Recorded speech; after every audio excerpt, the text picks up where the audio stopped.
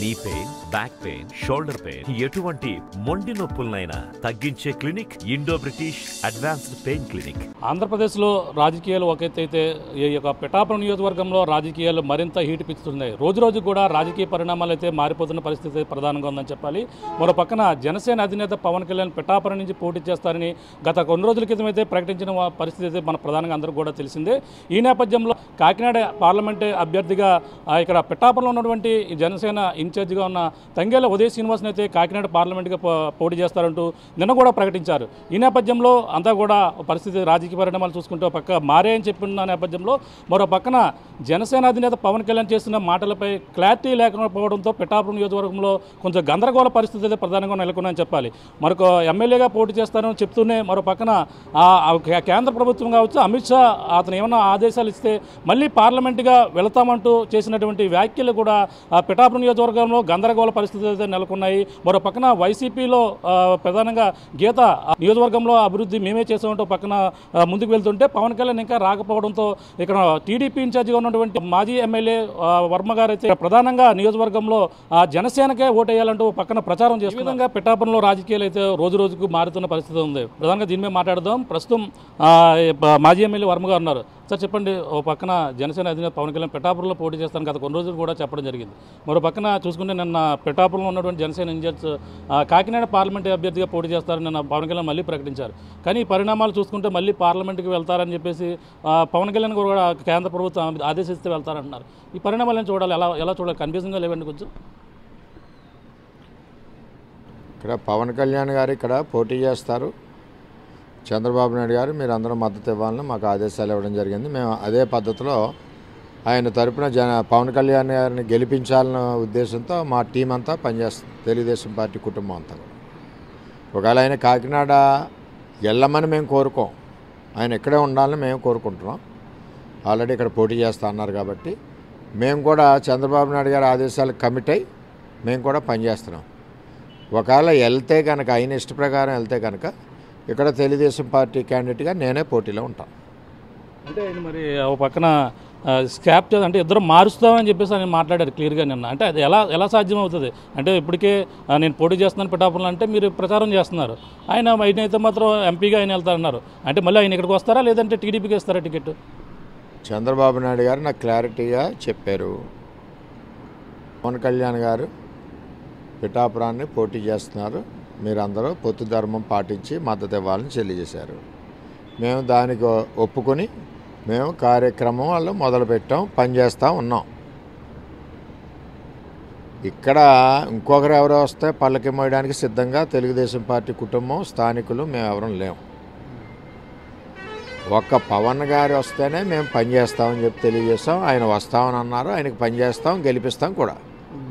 అంతేగాని ఎవరెవరో వస్తే పల్లకీలు మోయడానికి మేము సిద్ధంగా లేము.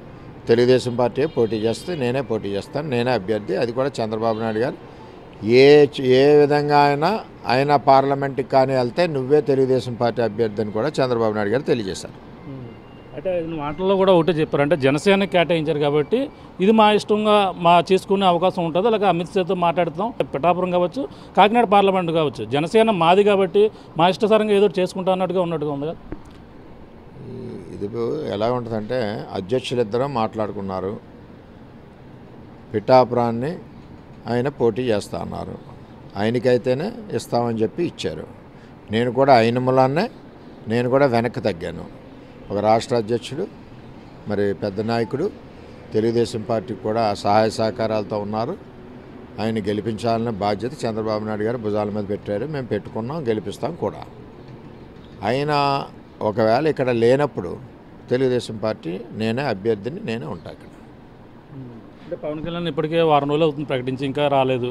మీరైతే ప్రచారం పవన్ గెలిపించాలంటూ మీరు కావచ్చు, మీ సతీమణి కావచ్చు, ఇద్దరు కూడా ప్రచారం చేస్తున్నారు. అంటే ప్రచారం ఏ విధంగా చేస్తున్నారు, అక్కడ ఏ విధంగా ప్రజలకు వివరిస్తున్నారు మీరు? ప్రచారం ఎందుకు చేస్తున్నామంటే కొంత ఇబ్బంది ప్రజల్లో ఉంది, కేడర్లో ఉంది. మరి మేము ఏదైతే పోటీలో లేకపోవడం వలన ఆ ఇబ్బందిని మేము కూర్చోబెట్టి వాళ్ళకి కౌన్సిలింగ్ ఇచ్చి లీడర్స్ని అందరినీ కూడా మన రాష్ట్ర జనసేన పార్టీ అధ్యక్షులు అడిగినప్పుడు మనం చేసుకుని వెళ్ళాలి. మన ఓటు ట్రాన్స్ఫర్ 100% అటు జరగాలనే ఉద్దేశంతో ఎస్సీలు కానీ బీసీలు కానీ ఇవన్నీ కూడా మీటింగ్లు చేస్తూ ఉన్నాం. ఓసీ వర్గాల్లో కానీ అన్నింటిలో కూడా మీటింగ్ చేసి ఎవ్రీ ఏరియా మీటింగ్ చేసి ఇప్పుడు 13-14 గ్రామాలు చేసాం. కొన్ని వర్గాలు కొన్ని సంఘాలను కూడా పిలిపించి మేము మాట్లాడుతూ ఉన్నాం. ఎందుకంటే ఇప్పుడు ఆయన ఎప్పుడో ఆయనకి రాష్ట్ర వ్యాప్తంగా బిజీ ఉండొచ్చు, వస్తారు, ఇంకా టైం ఉంది కాబట్టి రావచ్చు. ఈ లోపల విలువైన సమయాన్ని వృధా చేయకూడదని ఒక ఆలోచనతో ఆయన వచ్చాక నేను పని చేయాలి అని ఆలోచన చేయకుండా ఆ సమయం బయట ఇస్తే పబ్లిక్లో కొంత ట్రాన్స్ఫర్ అయిపోతుంటుంది మనకు తెలియకుండా. అది అవ్వకుండా ఉండడానికి ముందే అడ్డుకట్ట వేయడానికి నేను ముందుగానే స్టార్ట్ చేసాం. ఆయన వస్తున్నారని చంద్రబాబు నాయుడు గారు చెప్పారు. మా పని అయితే మేము చేస్తున్నాం. పవన్ కళ్యాణ్ గారికి ఓటేయాలి, జనసేనకి గ్లాస్కి ఓటేయాలి, మనందరం కలిసికట్టుగా పనిచేయాలని మేము రాత్రింబావులో పనిచేస్తూ ఉన్నాం. అంటే జనసేన క్యాడర్ ఇక్కడ మరి కలిసి వస్తుందని మీకు ఇన్ఛార్జ్ కావచ్చు వీళ్ళందరూ కూడా కలిసి వస్తున్నారా వాళ్ళు చెప్పడానికి ప్రచారానికి వెళ్ళడానికి? జనసేన క్యాడర్ టీడీపీకి కలిసి రావాలి, టీడీపీ క్యాడర్ జనసేనకి కలిసి రావాలి. ఏ గ్రామాల్లో ఆ గ్రామంలో అయితే మేము ఆదేశాలు ఇచ్చాం. నియోజకవర్గ కార్యకర్త సమావేశాలు పెట్టినప్పుడు ఆ గ్రామంలో కార్యక్రమాలు పెట్టినప్పుడు వాళ్ళని పిలవని కూడా మేము తెలియజేసాం. వాళ్ళు కూడా నా దగ్గర చాలా గ్రామాల నుంచి వచ్చారు. అందరూ నాకు పాత పరిచయాలే, ఇదివరకు మాతో ఉన్న మనుషులే. కాబట్టి అన్నయ్య గారు ఏంటంటే మీరు అందరూ కలిసికట్టుగా పనిచేయండి, మన కళ్యాణ్ గారిని గెలిపించవలసిన బాధ్యత ఉంది, మన అందరం కూడా క్రమశిక్షణగా పద్ధతిగా కలిసికట్టుగా పనిచేసి గెలిపించాలని తెలియజేస్తాం. అంటే ఇప్పుడు పవన్ కళ్యాణ్ ఇంకా ఎప్పుడు వస్తారన్నది కూడా ఏమైనా సమాచారం ఉందా మీ దగ్గర? నాకు ఏ విధమైన సమాచారం లేదు. అంటే ఇప్పుడు ఎంపీగా వెళ్ళారు, ఇప్పుడు ఇక్కడ ఉన్న ఇన్ఛార్జ్ ఎంపీగా వెళ్ళారు అంటే ఒకవేళ మొత్తం టీడీపీ క్యాడర్ కూడా మళ్ళీ ఎంపీకి సపోర్ట్ చేయవలసిన అవసరం ఉంటుంది. ఈ పరిణామాలు దీనికోసం ఏమైనా మాట్లాడడం కానీ జనసేన టీడీపీ వాళ్ళతో సమావేశం అవ్వడం కానీ పెట్టాపల్లో ఏమైనా జరిగాయండి? మాకు ఏదైనా ఇన్ఫర్మేషన్ లేవు కదా. ఇన్ఫర్మేషన్ ఉన్నప్పుడు దాని గురించి ఆలోచిస్తాం. మాకున్న ఒకటే ఇన్ఫర్మేషను, మాకున్న ఆదేశాలు పవన్ కళ్యాణ్ గారిని గెలిపించమన్నారు. అదే ప్రకారంగా పార్టీ విధానాలు ఏ విధంగా ఉంటే ఆ విధంగానే పనిచేస్తాం. మాకు పార్టీ విధానాలు ముఖ్యంగానే ఇది కాదు. ఒక పక్కన గీత కూడా పవన్ కళ్యాణ్కి ధీటుగా సమాధానం ఇస్తుంది. నేను కాపు అభ్యర్థిని కాబట్టి నాకు ప్రజలందరూ కూడా పట్టం కడతారు మరొకసారి అని చెప్పేసి గీత ధీమా వ్యక్తం చేస్తుంది. పవన్ కళ్యాణ్ ఓడించి తీరుతా ఉన్నారు. కాపు అభ్యర్థి ఆవిడ ఒక్కడే కాదు, మేము కూడా కాపుల్లో మాకు బాగా ఉంది. కాపులు కూడా మమ్మల్ని ప్రేమిస్తారు. నేను కూడా మరి కాపులు చేయకపోతే 2009 అదే గీత గారు మరి 50,000 ఓటుతో నగ్గాలి కదా. 1000 ఓట్లతో ఎందుకు నగ్గింది ఆవిడ? చిరంజీవి గారి గాలిలో నేను ఆవిడ పద్మనాభం గారు ఉన్నాం. 1036 ఓట్లు ఆవిడ మెజార్టీ. నేను అడుగుతున్నా ఆవిడ 2009 నుంచి 14 వరకు ఎమ్మెల్యే మీరు. నేను ఆ వేళ ఓడిపోయాను. నేను పనిచేశాను లేదా 9 నుంచి 14 వరకు మా పిఠాపురం ప్రజలకు స్థానికుడిగా ఇక్కడ 14 నుంచి 19 వరకు నేను ఎమ్మెల్యేని. సూటిగా అడుగుతున్నాను, ప్రజలు అర్థం చేసుకోండి. 14 నుంచి 19 వరకు గీత గారు ఎక్కడ ఉన్నారా? వాళ్ళ ఊరిలో ఉన్నారు, వాళ్ళ నియోజకవర్గంలో ఉన్నారు. 19 వరకు అంటే 5 ఏళ్ళు, అంటే 10 ఉంటేనే పనిచేస్తారు మీరు. 19లో ఒక్కసారి మాయలో జనం పడ్డారు, ఎంపీ అయ్యారు. నేను ఒకటి సూటిగా అడుగుతున్నా, 2019-20లో మీ ఎంపీ ల్యాడ్స్లోంచి పిఠాపురం నియోజకవర్గానికి మా గ్రామాల్లో మా నియోజకవర్గంలో ఏమి నిధులు ఇచ్చారు మీరు? ఏమీ లేదు. 2021 ఫైనాన్షియల్ ఇయర్లో మీరు ఏమి నిధులు ఇచ్చారు పిఠాపురం నియోజకవర్గానికి? ఏమీ లేదు. 21-22లో ఏమి ఇచ్చారు? ఏమీ లేదు. 22-23లో ఏమి ఇచ్చారు? ఏమీ లేదు. అన్నీ 25%కి అమ్ముకున్నారు. ఇవాళ లాస్ట్లో కొన్ని దాచుకుని ఒకవేళ పిఠాపురాన్ని టికెట్ ఎత్తే చూద్దామని అన్నట్టు కొన్ని ఏదో ఖర్చు పెట్టారు. అంటే మీ యొక్క స్వార్థం ఎలాగుంది? నియోజకవర్గంలో మనం పోటీ చేస్తేనే ఈ నియోజకవర్గానికి రూపాయి ఇవ్వాలని ఒక ఆలోచన. కరోనా టైంలో మీరు ఎక్కడున్నారు 3.5 ఏళ్ళు? ఈ 5 ఏళ్ళు ఎప్పుడైనా ఏ గ్రామంలో ఒక గ్రామం వెళ్ళేలా చూపించండి. మేము పోటీ చేయం. ఏ గ్రామం ఉన్నా ఒకసారి వెళ్ళారా? 54 గ్రామాలు మేము 100 సార్లు వెళ్ళాం. కరోనాలో 3.5 ఏళ్ళు కనపడలేదు. ఇవాళ మీరు ఓటు ఆడడానికి ఏ విధమైన హక్కు లేదు గీత గారికి. ఆవిడ పవన్ కళ్యాణ్ గారిని విమర్శించడం ఏంటి?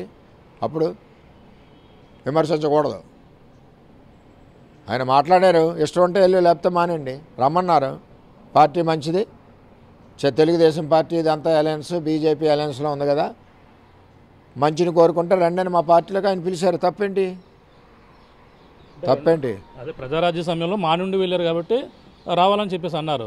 కానీ ఆవిడ కూడా చెప్తుంది వైసీపీ పార్టీ కూడా మాది బలంగా ఉంది రండి అని చెప్పేసి పవన్ కళ్యాణ్ కౌంటర్ ఇస్తుంది. ప్రజారాజ్యం సమయంలో మరి ప్రజారాజ్యం టికెట్ ఇవ్వకపోతే ఆవిడ ఎక్కడ నగ్గును? 1000తోటే కదా పోతాం. మాదే ఆవిడదేనే. ఆవిడకి ఈ పార్టీ ఏముందో, రేపు ఇంకో పార్టీ అన్నా రెడీ. ఆవిడ టికెట్ ఇచ్చారు కాబట్టి ఈ పార్టీ. టికెట్ మేము ఇస్తానంటే మా పార్టీ, ఆవిడ ఎన్ని పార్టీలు మారిందో ఆవిడకే తెలియాలి.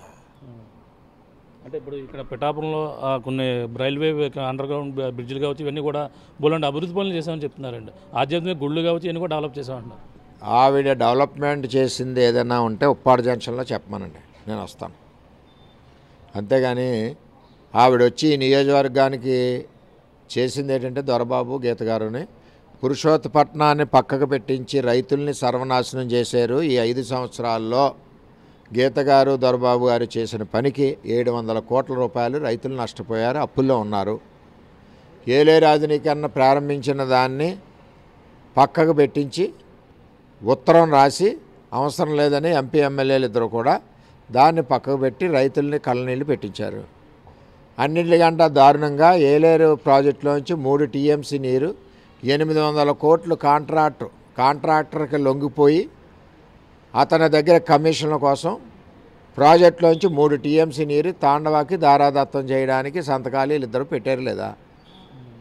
అలాగే మత్స్యకారుల్ని పొట్టగొట్టి అరవిందో కంపెనీ పైప్ లైన్లు వేయించడానికి వాళ్ళ డబ్బులతోటి ఇప్పుడు మీరు శంకుస్థాపనలు చేస్తున్నారా లేదా? ఇవన్నీ తీరని అన్యాయం చేశారు ఈ నియోజకవర్గానికి. న్యాయం చేయలేదు వాళ్ళు. రైతు కంటతడి పెట్టి ఏడుస్తున్నాడు. ఇప్పుడు నీళ్లు లేవు, దగ్గర అన్నీ ఎండిపోతున్నాయి గ్రామాలన్నీ. ఒక చుక్క నీరు తేగల సత్తా ఉందా మీకు?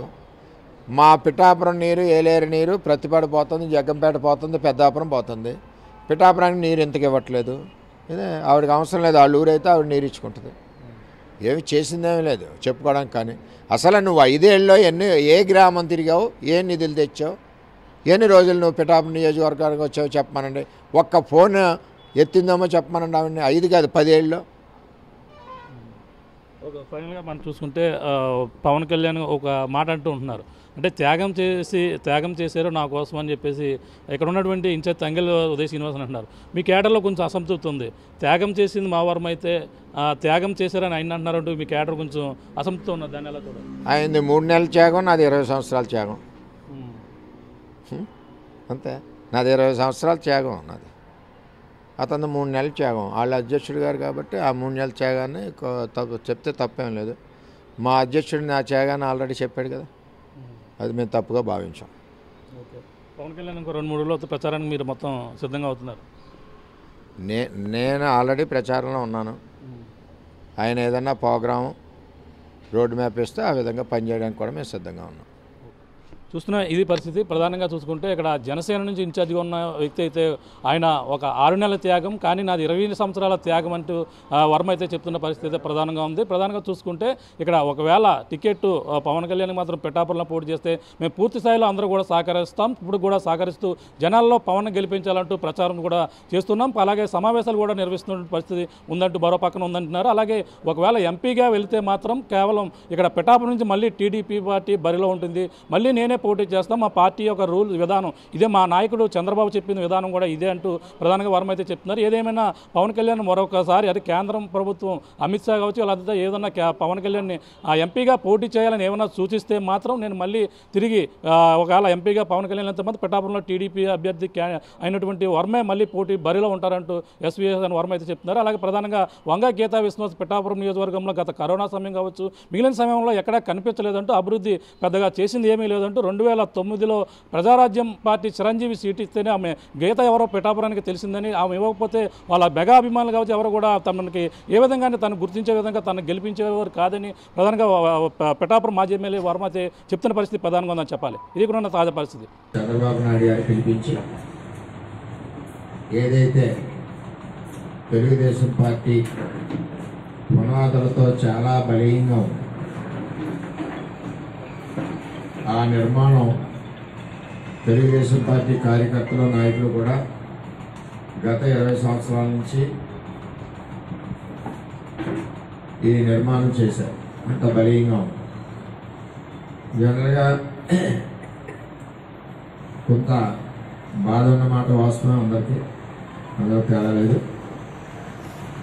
కానీ ఏదైతే చంద్రబాబు నాయుడు గారు జనసేన పార్టీతో అలయన్స్తో బీజేపీతో వెళ్తున్నారో, ఒక రాష్ట్ర పార్టీ అధ్యక్షుడు పవన్ కళ్యాణ్ గారు అడగడం జరిగింది పిఠాపురం. దానికి చంద్రబాబు నాయుడు గారు మాట ఇవ్వడం కూడా జరిగింది.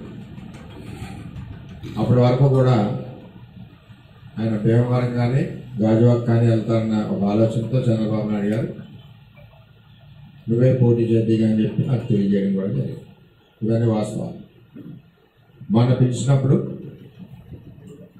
పరిస్థితులు పార్టీ అధ్యక్షుడిగా మాకు తండ్రి సమానమైన చంద్రబాబు నాయుడు గారు, మేము ఆయన యొక్క పిల్లలు, మేము ఏదైనా చిన్న చిన్న మరి కార్యక్రమాలు చేసినా ఆయన మందలిస్తారు. అలాగే మాకు ఏవైనా ఇబ్బందులున్నా మేము కూడా ఆయనతో కొట్లాడతాం. అంటే ఇక్కడ ప్రెస్ వారికి కూడా రిక్వెస్ట్ ఏంటంటే చాలామంది మాట్లాడిన అర్థం అన్నది తీసేసి ఆ కొత్త ముక్క చేసి ఆడిస్తున్నారు. అది న్యాయం కాదు. ప్రెస్ వారు అందరు కూడా ఉన్నారు. కంటెంట్ ఏంటుందో కంటెంట్ ప్రజలకు చెప్పడమే జర్నలిజం. బాధేస్తుంది మాకు కూడా. ఆ విధంగా తెలుగుదేశం పార్టీ కుటుంబం ఎప్పుడు కూడా చిన్న చిన్న మంచి అట్లున్నా ఒకరికొకరు మాట్లాడుకుంటూ వెళ్తాం. ఆ పరిస్థితుల్లో చంద్రబాబు నాయుడు గారు నువ్వు 20 సంవత్సరాలు కష్టపడ్డా, నువ్వు త్యాగం చేయాలి ఎట్టి పరిస్థితుల్లో అని చెప్పి తెలియజేయడం జరిగింది. మేము త్యాగం చేశాం.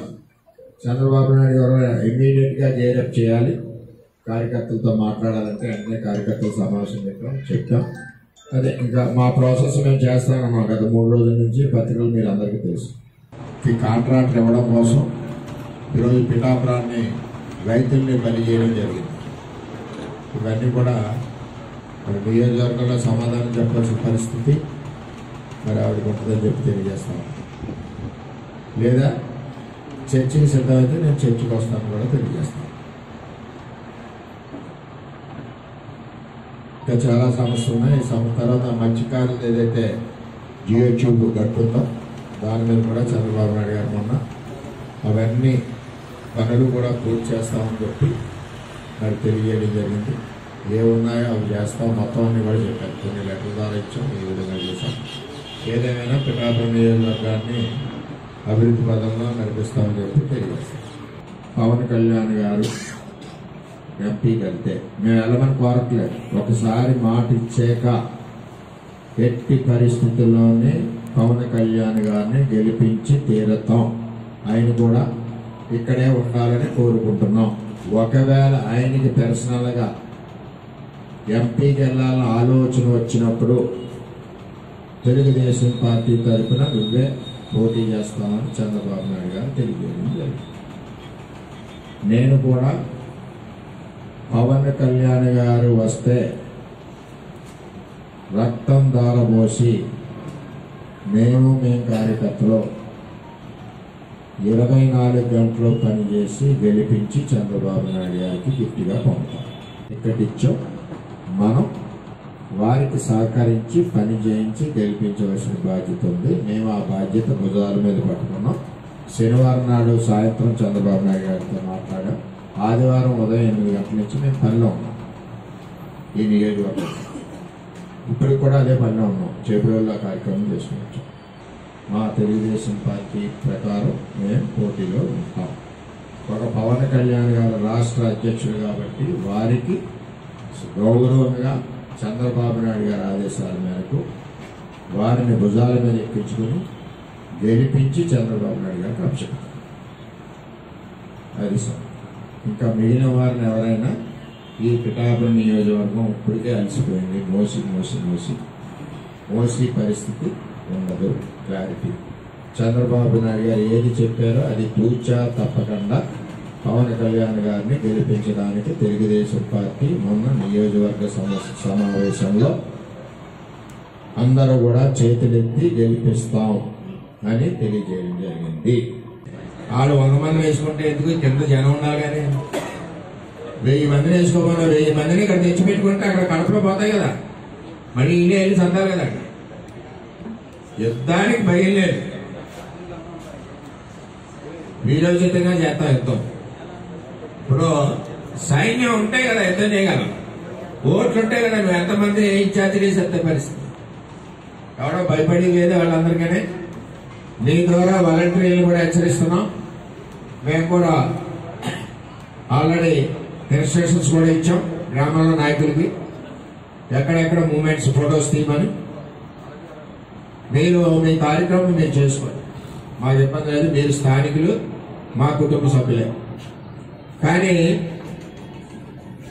ఏదో పార్టీని గెలిపించాలని ఆతృత పడకండి.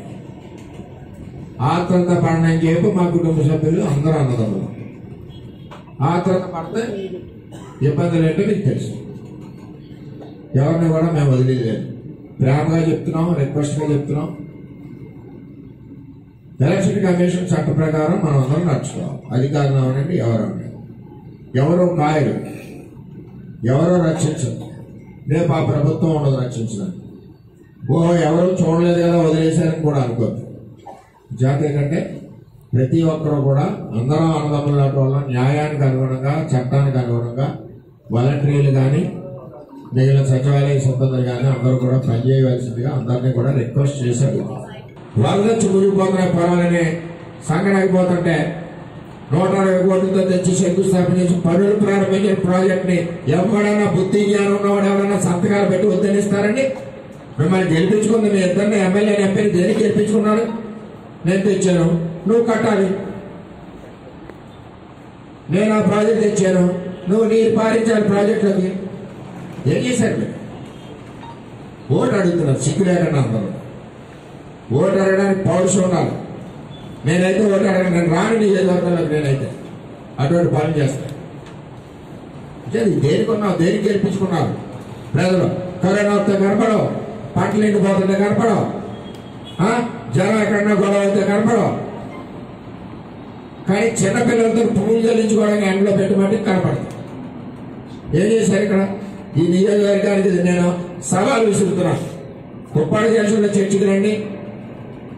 మేము చేసిన అభివృద్ధిలో ఒక పైసా చేసి ఉంటే మేము తెలుగుదేశం పార్టీ తరఫు నుంచి ఓటాడు,